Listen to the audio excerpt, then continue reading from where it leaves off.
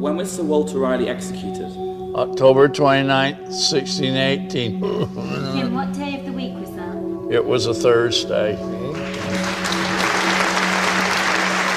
December 9th, 1995. It was a Saturday, and this year it's a Friday. Yeah. When's your next Thanksgiving? God, I love him! I have so many things in me that you can't even guess them all. You know that? Kim Peek has one of the weirdest brains in the world. He's become a living Google. What Kim represents is the dark side of the moon. He is in love with knowledge for the sake of it. One T. He's a confounding mixture of disability and brilliance that neuroscientists are determined to understand. It's a very exciting opportunity for us to find out what makes the human brain unique. He just amazes me. The life is nothing I ever expected. I think I'd do anything for him.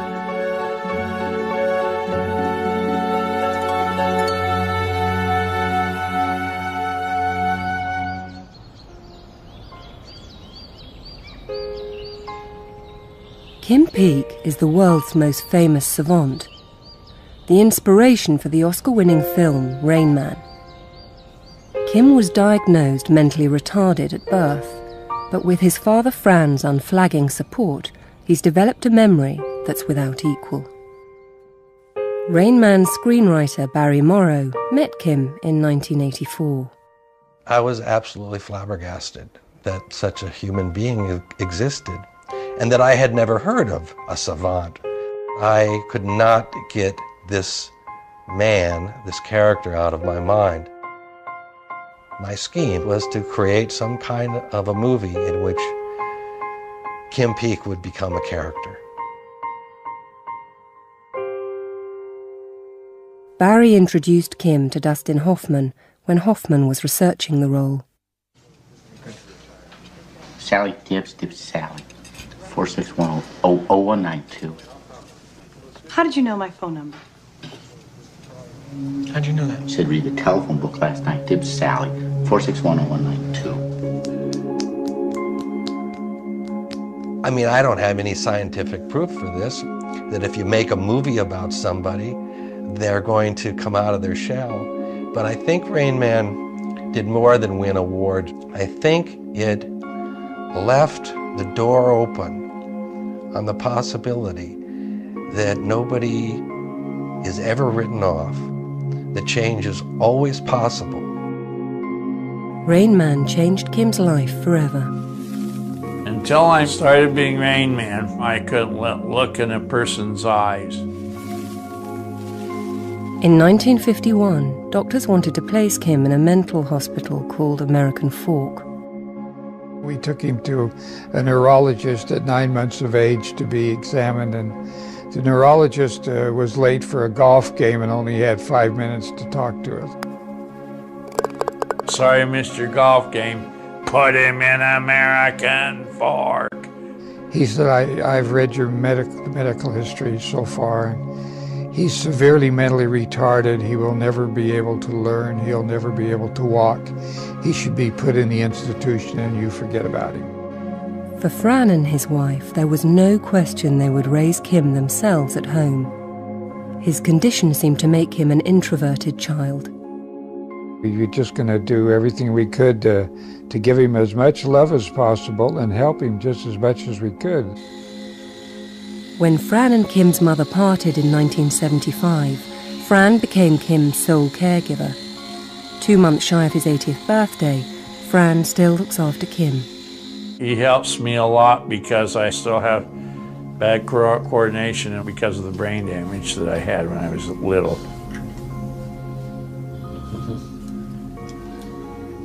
I wasn't supposed to make it past about 14, and here I am at 54, a celebrity.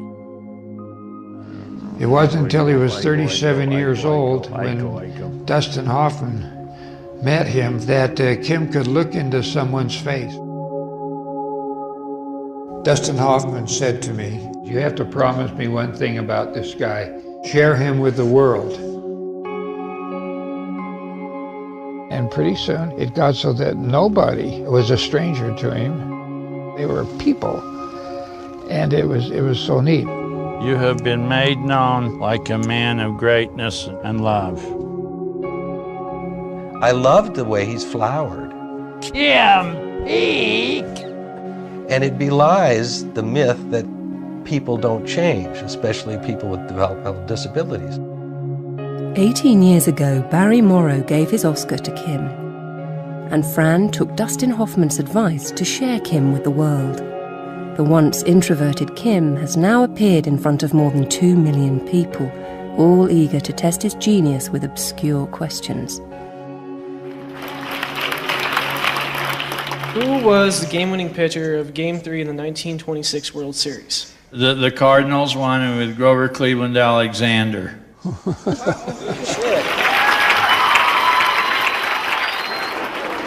How much home runs did Babe Ruth hit? 714. All right, thank you. Who were the 4 people on the George Washington cabinet? Jefferson, Knox, Hamilton, and Randolph. There you go. Along with these displays of extraordinary ability, the Peaks preach a message about disability. You don't have to be handicapped to be different. Everybody is different. Thank you. Thank you. Here we go. Kim's gifts come at a price. No, we have to go. Kim, no, on this side. Kim, we have. They're trying to keep you on the camera, and you've got to be over here to be on camera. I have to be on camera on either Right side. here, right here. Yes. Okay. Will you calm down? Yes, now? I told you, either side. Okay, here they go. Like all savants, Kim is an acutely different man. It is. Sometimes understanding Kim can be a challenge. I do it. I can't do it. That's what I'm doing. Now you're starting. Now you know it. Yeah, I know it before. Fran's patience is phenomenal. Now you get it. Well, yeah. Well, occasionally I get impatient with him if he gets stuck on something that I have a hard time breaking him off of, and he's getting very, very tense about it, or he's yelling, and he has those pop-offs every once in a while. They'll have to legalize immigration. They already is legalized. Never takes more than 10 or 15 minutes to get him changed to another subject, and then he calms down. But some people believe that Mexico might attack us. They can't. Looking after Kim is more than a full-time job. Only about 30 hours a day. No, 30 hours a day and 10 days a week. That's what most parents who have children with disabilities feel like. That's kind of what their schedules are. Kim knows how essential his dad is to him. My dad and I share the same shadow. This year is especially important to Kim and Fran. Things will really heat up this winter with my dad approaching 80. Only one other member of my dad's immediate family has ever reached that mark, and it's my grandma. Ooh. Which makes this year so important to us. Reach the heat. So this year, the Peaks have set themselves a mission to find out everything they can about Kim's brain. They're going on a road trip down the coast of California to meet some of the world's foremost neuroscientists and find some answers while they're still together. You remember all kinds of information, which is very difficult for most of us to hold in our minds. How do you do that? They're still unable to find out what all this is about, aren't they, Dad? They got all the sticky stuff out, haven't they? He did it. He did it. He did a good job. 54-year-old savant Kim Peak spends all of his time in his father Fran's company. Kim is celebrated for his remarkable memory, but he needs his father's help with living everyday life. Just about anything. It was great to see those folks, all of them. The Peaks have lived in Salt Lake City, Utah all of Kim's life. The public library here is Kim's favourite place in the world. Kim devours books on anything and everything, as many as 8 in a day. He reads a page that you and I would read in 3 minutes. It takes him about 8 to 10 seconds.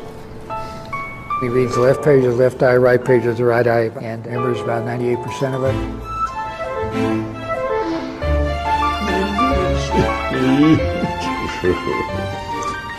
He has 15 subject areas.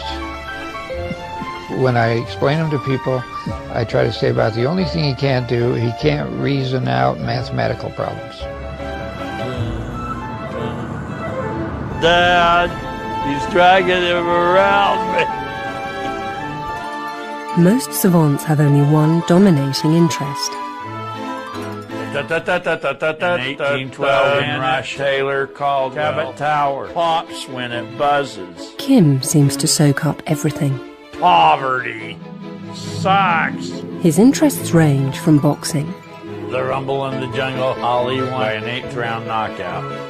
to politics I not Burns, Jeb Magruder, one of the Watergate men. to the British monarchy. Second Plantagenet, Edward VII, George V, Edward VIII, George VI, and Elizabeth II. I know them all. They call me a mega savant.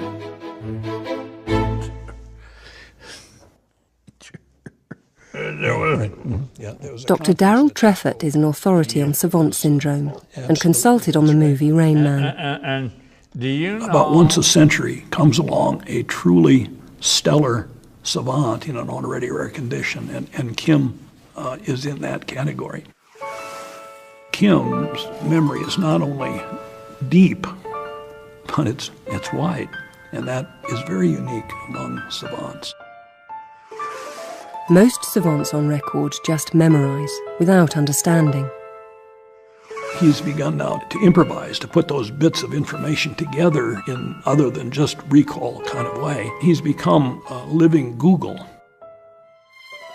He can take these bits of information that are scattered from all these places and put them together in a way that is really remarkable. What is it that makes Kim's brain work in such an extraordinary way? And do his disabilities somehow enhance his memory? Kim and his father Fran are trying to find answers to these questions. Their quest is taking them from Salt Lake City to California for a week of testing with neuroscientists. Their first stop is San Francisco. Kim's been invited to take part in a study at the University of California. Will I be a different Kim when we get back to Salt Lake? Will I be unconscious when I come out? Neurologist Elliot Scher needs to know Kim's case history. How much did he weigh when he was born? 10, 9, something like that. Yes, the large head size, poor muscle tone. You better gotta send him down right away. Sorry, Mr. Golf Game. This part of his past is a sore spot for Kim. The neurologist Kim's parents met 54 years ago gave them only 5 minutes of his time because he was late for a golf game. Sorry, I missed your golf game. He told them they should put Kim in an institution and forget about him. Put him in American 4. He doesn't belong here. I know. I mean, obviously that's an emotionally charged thing. Yeah. Then Dad We just started working in tried the to keep advertising. him happy and healthy. That was about it. Well, you obviously did a really good job of that. Well, it worked out. Yes, sir. Kim's parents raised him at home, and he made surprising progress. So how old was he when you started to recognize Kim's skills? When he finally became strong enough to pull the encyclopedia books off the bottom shelf in the living room. And we didn't realize he was reading them, but he memorized the first 8 volumes, which were the index volumes. So he was actually reading before he was 2?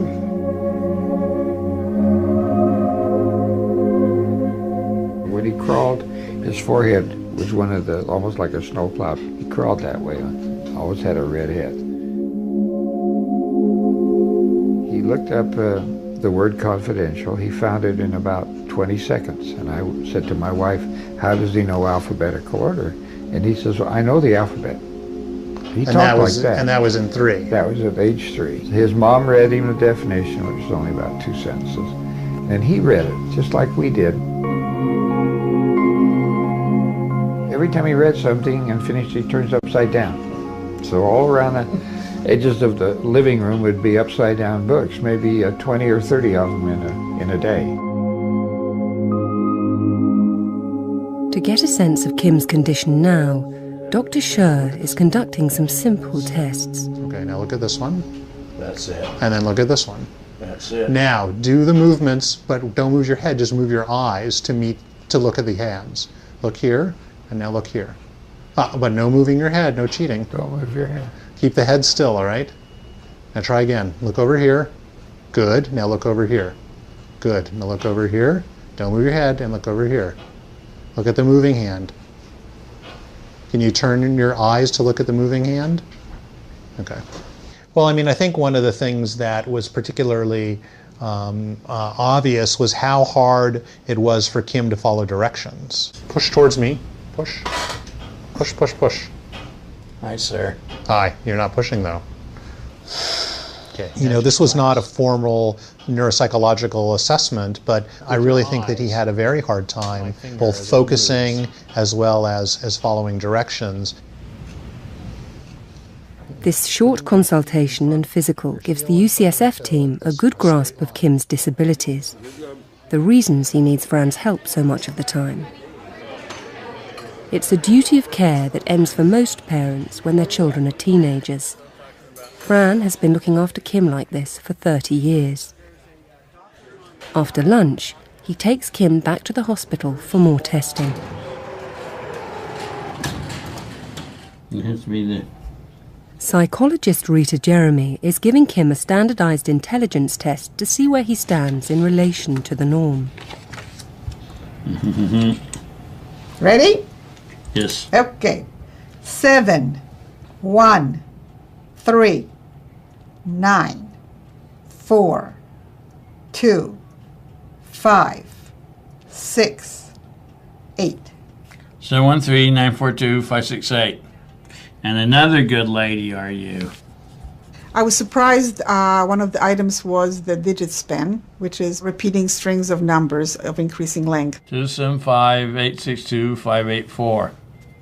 And so he went on to quite long strings. And then I gave him the next part of the task, which is to repeat different strings backwards. And he also was going quite far. 7, 2, 4, 8, 5, 6. 658-427. Got to get those senior citizens out.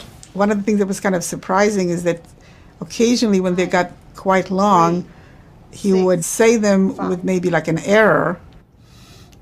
563-9128. And then he would correct himself. 9812, 563-9812. And a couple of times he corrected himself like 3 times, and by that time I thought he would have forgotten what the original string was, but he actually self-corrected until it was correct. 361-843, that's 34186. You're a good woman. Dr. Jeremy is discovering that Kim has trouble with tasks that require new thinking and for which he can't call upon facts in his memory. When he has to do things that he has to figure out something, he had great difficulty. Okay. Things that were novel were difficult. Kim's test results are wildly erratic. Yes! Dr. Jeremy is philosophical. Standardized tests have their limitations. Okay, back to business here. Often people with unusual talents or skills are never discovered because those particular skills are not tapped. And unless somebody has some inkling from observing them carefully in their natural situation, those skills would probably never be found out. It's a great thing you look like a really fine lady. Altogether, he is a very unusual profile that cannot be summed up in any single score. Good night, Irene. Because he's not a standard person. You have been a really important woman, Dr. Jeremy. Thank you very much. You've been an important person to come and visit with us here. Yes, sir. Testing done for the day, Kim and Fran have some time to see the city. Everywhere Kim goes, he shows off his savant skills. Tell him when your birthday was. Tell him when your birthday was. Especially his ability to make calendar calculations. December 9th, 1995. It was a Saturday, and this year it's a Friday. Yeah. And you'll be 65 and 2060 on a Thursday. If you're tired, go to San Francisco. Be sure to wear some flowers in your hair. I love it. If you're going to San Francisco, be sure to wear some flowers in your hair. When was your birthday? June 20th, 1922. You were born on a Tuesday, and this year it's a Monday. You were born on a Tuesday, and this year it's a Monday. Fabulous. How about that? When he was 30, what was the best picture? The greatest show on earth. The greatest show on earth when you were 30. We went along those tracks. Yeah. I'm going to turn now.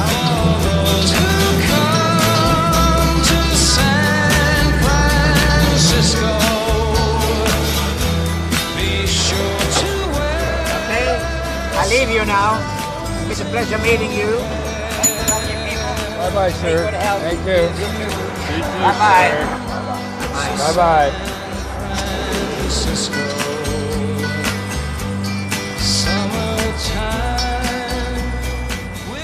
Tomorrow, Kim and Fran have another long day ahead of them at UCSF. The doctors will be looking inside Kim's head.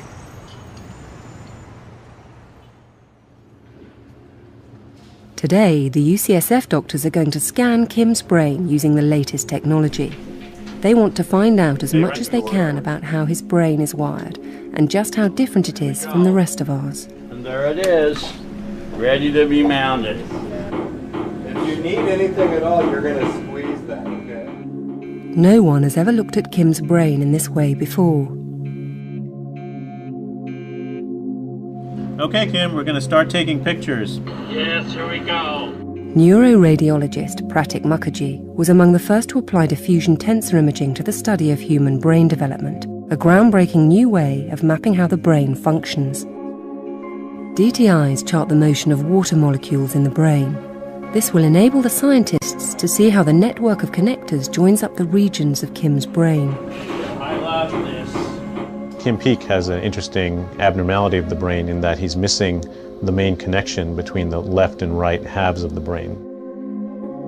The condition is called agenesis of the corpus callosum. It means Kim is missing the largest bundle of white matter that joins the two halves of the normal human brain.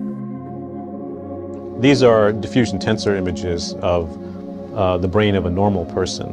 This large red structure here is the corpus callosum in a normal brain. And we can compare that to Kim Peek's brain.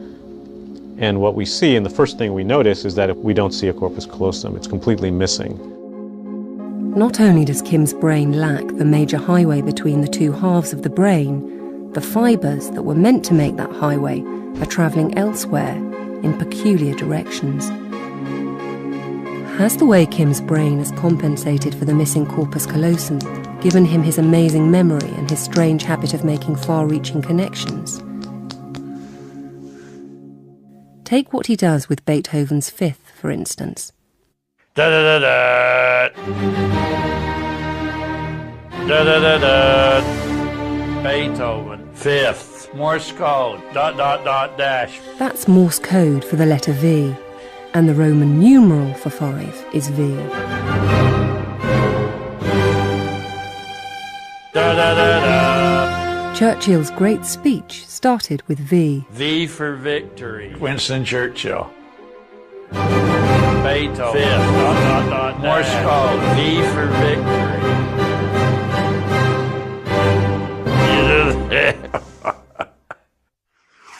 Kim Peek is a one-off. His memory is astounding, but we still need to learn more to understand why.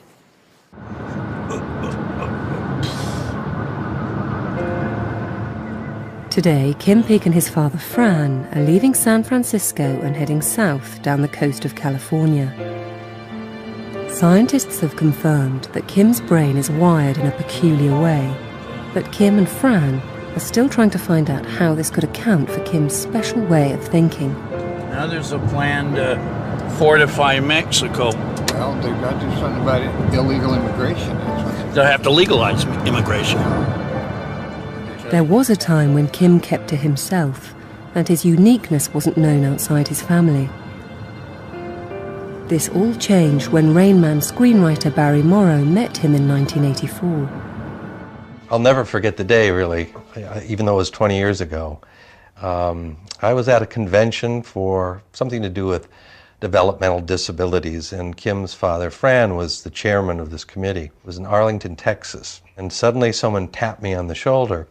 And I turned, and there was Kim, nose to nose, and he cocked his head and he said, "Think about yourself, Barry Morrow."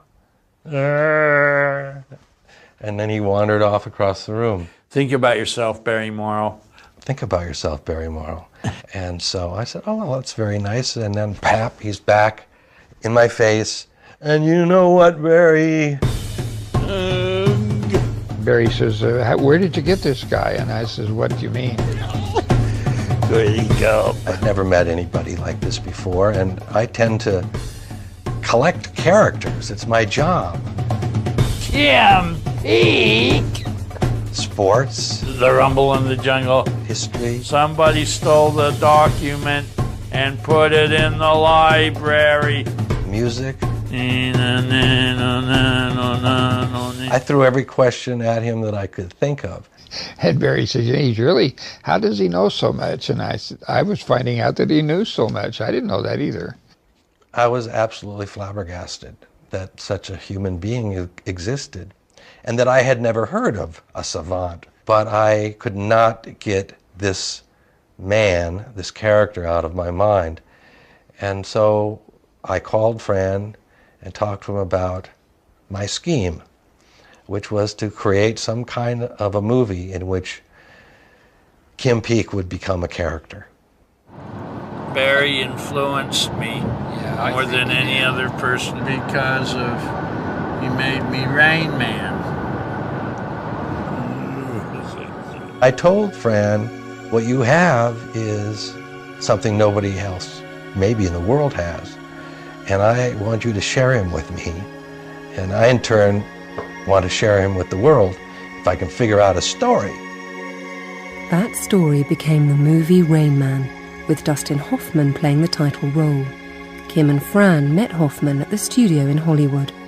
Dustin was studying him very carefully, because Kim tends to work a room, and at one point I saw Dustin sort of walking behind Kim, using the same body language, sort of like trying him on. And everything Kim did with his hands, Dustin would do the same thing, and it was a very exciting, very tiring day. I think Dustin said something like, I might be the star, but you are the heavens. I may be the star, but you are the heavens. And then he touched noses with him. And he said, you have to promise me you'll take him out in the world and share him. He's got to come out of this isolation of no social skills. And pretty soon, it got so that nobody was a stranger to him. It's now 18 years since Rain Man won 4 Oscars, and Kim became a social being. Who's this imposter? Dustin. Oh, all right. It's Dustin. Thank you, guys. Barry Morrow has remained a dear friend to Kim and Fran. Go on in. You look good. Thank you, sir. You do too. When did you get all this gray hair? I'm really starting to get older. I loved the way he's flowered, and it belies the myth that people don't change, especially people with developmental disabilities.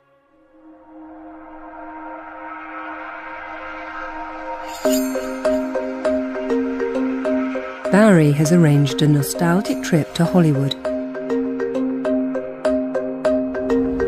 Kmart sucks. You did it.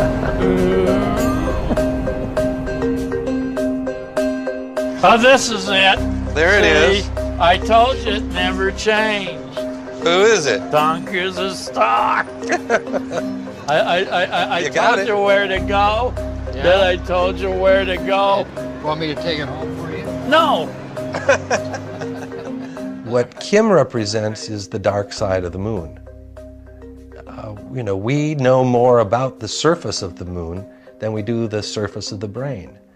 And that is changing with the MRIs and some of the fantastic things they're doing with Kim. We just might unlock some of the secrets that keep us from being able to memorize phone book. Damn it, when we need a phone number. So don't cry for me, Argentina.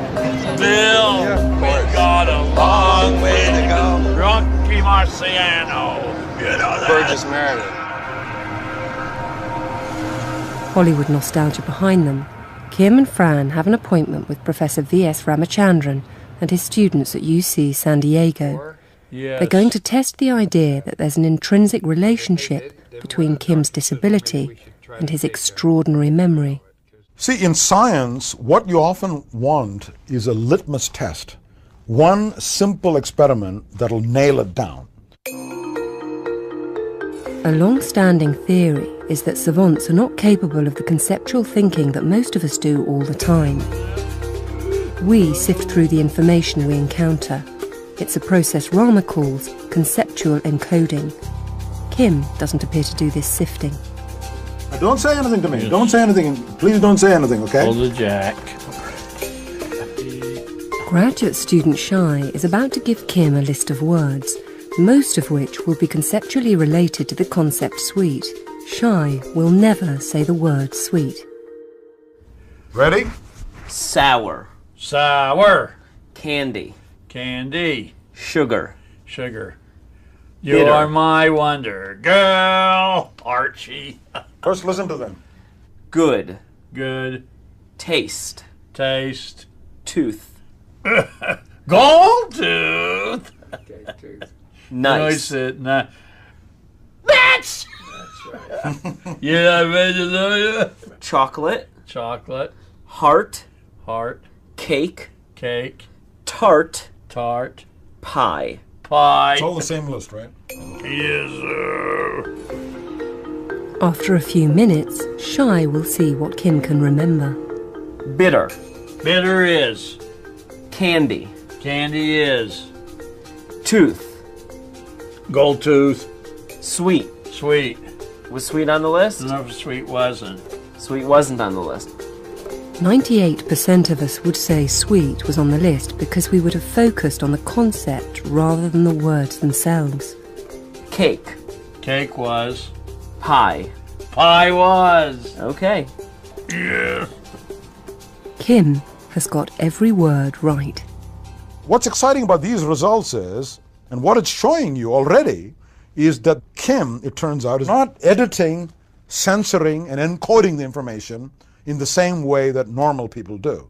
And it's this lack of conceptual encoding that makes some of these savants adhere slavishly to every little detail and actually improves their memory in some respects. But of course, they're paying a price for it. Can I ask you a question? Kim can't seem to get his head around a concept as non-literal as a metaphor. All that glitters is not gold. What does that mean? All that I'll give you a pound of my flesh if you don't watch out. You know it. Okay, what if I said George Bush is not exactly a rocket scientist, is he? He's the President of the United States. Okay. But when I say he's not exactly a rocket scientist, what does that mean? He doesn't know about how to look his message in the stars. Ah, okay. Well. You know, you know. Yes, I know what you mean, yes. Kim, it turns out, is very bad at metaphor. And we said, get a grip on yourself. What does that mean? And he starts doing this, literally grabbing himself. And this is extraordinary if you think about it. Here's a person who's otherwise quite intelligent and, charismatic and carries on a conversation. But you ask him to get a grip on himself, he starts doing that. And this tendency to take metaphors literally is another example of a failure of conceptual encoding. Lawyer. Medicine. With their two simple tests, Rama and his students have shown that Kim's great memory skills would not be possible if he could think more like the rest of us. Kim may be weak on conceptual encoding, but he has a distinct advantage when it comes to remembering postal codes. Kim has been interested in zip codes for years. He and Fran have a bit of spare time in their itinerary to indulge that interest. Gary Reblin works for the US Postal Service and is a zip code expert. Did you know that there are 42,000 five-digit zip codes in the United States? What was the name of the city that you grew up in? I grew up in Swampscott, Mass. 019 is East Essex, 018 is West Essex. And what was the area code there, too? Your 617 becomes a 781. Absolutely, they changed the area code. I pulled out a pretty small example in my hometown. It's not a large place, and he rattled it off like that. 018 is West Essex. He gave me the zip code. He gave me my area code. 617 becomes 781. He knew not only the area code, but he also knew the fact that that had changed back in the 1980s. You know that? Absolutely, they changed the area code. I know the whole San Francisco area. 3 is Redwood City, 4 is Palo Alto. It really has to almost be straight memory.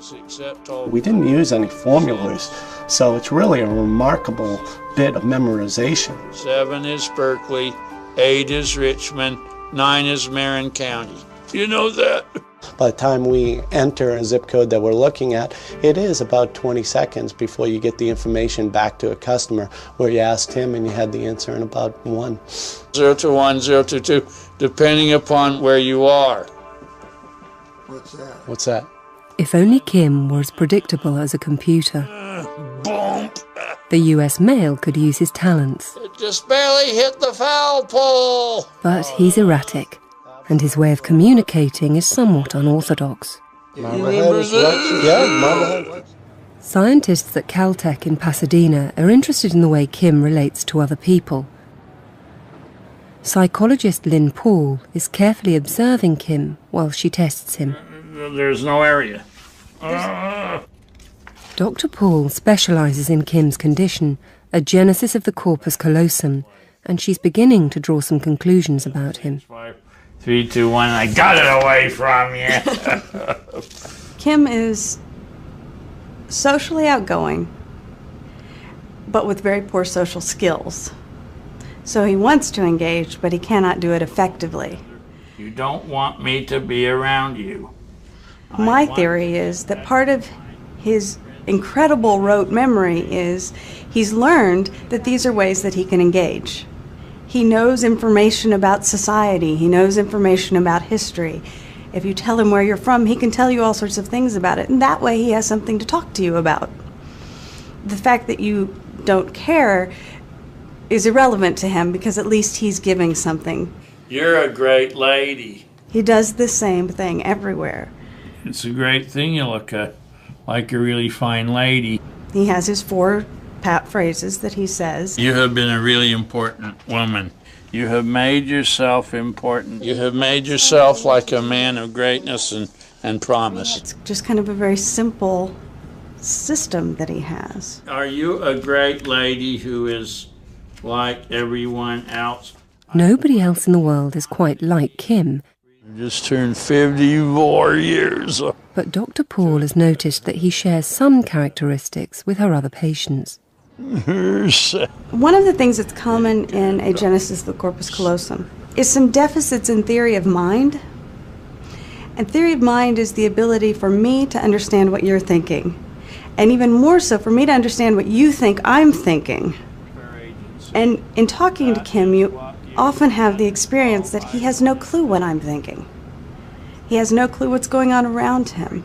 I'm going to ask you some true-false questions about that story, okay? No, you're not. Yeah. No, you are not. You will never touch me. I'm not touching you. It's almost like Kim doesn't even really see beyond himself. So he has this desire to connect, and he's so lost in his own desire to connect. He doesn't ask you about you. He just approaches, like he's crowding you. You have to say them. I can't tell them to you again. You have to say them. You must repeat them every time you say. Is he normal? Is he common in any way? No.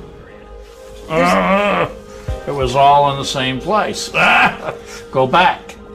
Okay. It's fairly common in individuals with agenesis of the corpus callosum that they will have some area that they know a lot of detail. Kim just has many, many areas. 1X. But does Kim know enough to make an impression on university students? Soon he'll be facing his toughest audience ever in Oxford. What's the smallest prime factor of 30,031? What is it? Kim Peek and his father Fran are about to set out on the road again. Nearly 80 years old, Fran continues to look after Kim 24 hours a day. Okay, now you can sit up. Swing again, there we go. Get that. Kim's savant memory is beyond compare, but he needs Fran's help with just about everything else. Now pull it down straight. Today they're travelling to the UK on their first ever trip abroad.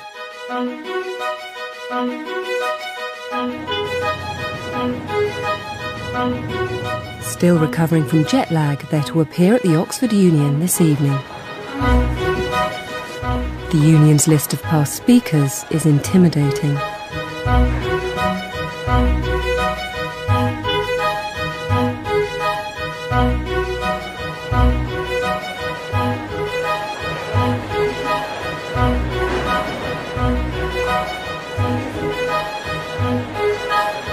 Here's the rain, man. Just for you. It's big wooden mountain. Here he comes.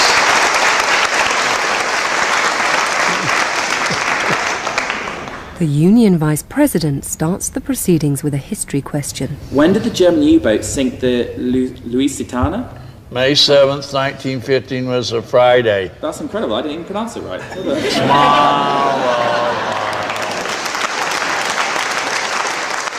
Tell us, in British history, who was the only British Prime Minister to be assassinated? His name was Percival. Do you remember what date it was, Ken? I think it was sometime in the spring of 1812.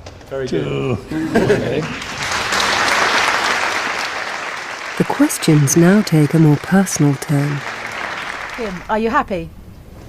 I'm happy just to look at you.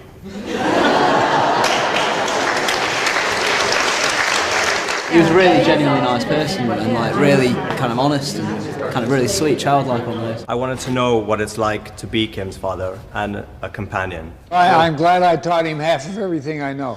No, I'm very proud of him, and of course he's a real challenge. I have to take care of most of his physical needs with him, and some of the showers in England aren't the biggest things in the world, you know. What I found most interesting was his relationship with his father, and I thought that it was quite interesting how much his father had put into his life. It's just getting frightening now. I'm going to be 80 in 6 months, and my health isn't the best. Doctors want me to keep as healthy as I can to take care of him. He can't shave himself or brush his teeth, but he's not for sale, whoever asked me.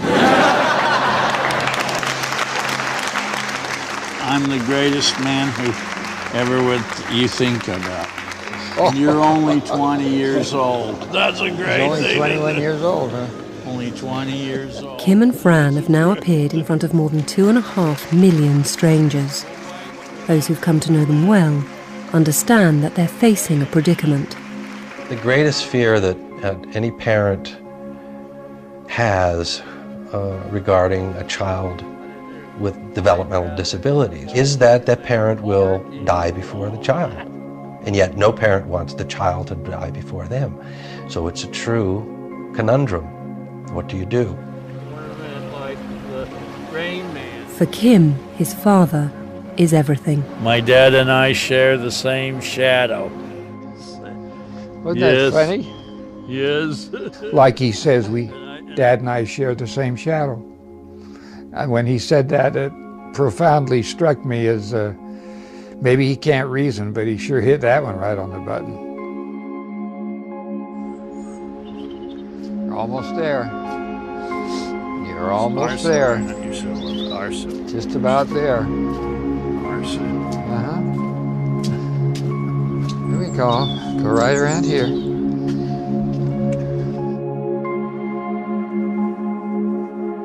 How would you feel if you were told that the children you'd given birth to weren't yours? The amazing story of Lydia Fairchild is next Monday's Extraordinary People, The Twin Inside Me. Next, new drama on 5 as Prison Break continues.